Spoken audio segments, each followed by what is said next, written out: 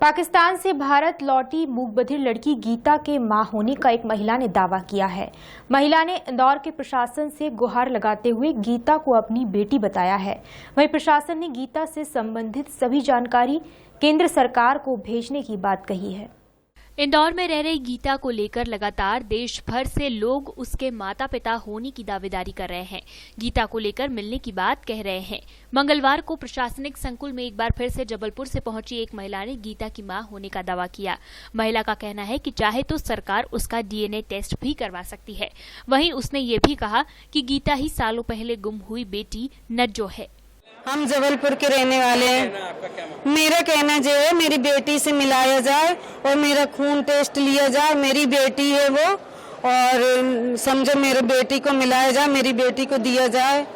और बस यही अब जी लापता हुई थी, 15 साल हो गए और 12-13 साल की थी मेरी बेटी। कैसे गुम हुई थी? यहाँ से कहाँ? वो क्या है, मेरे आदमी से पटती नहीं थी तो गोटे गांव में रहती थी, श्रीधाम गोटे गांव में। तो उधर मेरी आदमी की पटती नहीं थी, मारते पीटते थे, तो हम जबलपुर चले गए थे। तो बेटी को उन्होंने छुड़ा लिए थे मेरे से। तो मैं जबलपुर चली गई थी 3 बच्चों को लेके।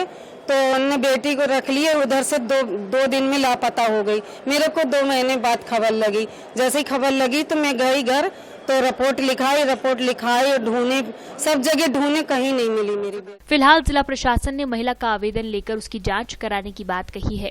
प्रशासन अब ये जानकारी केंद्र सरकार को भेजेगा।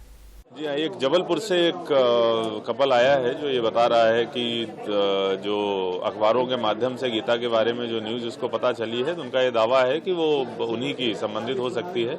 तो इसके लिए उनके सारे डॉक्यूमेंट्स इकट्ठा किए गए हैं जो उन्होंने साक्ष्य दिए हैं। उनके साथ में हम लोग भारत सरकार को भिजवाएंगे और वो परीक्षण, पहले भी हम लोग 4 प्रस्ताव भिजवा चुके हैं, तो परीक्षण भारत सरकार के स्तर से ही होगा इस उनके दावे का। ये अब केंद्र सरकार ही तय करेगी। Bureau report, D Live News।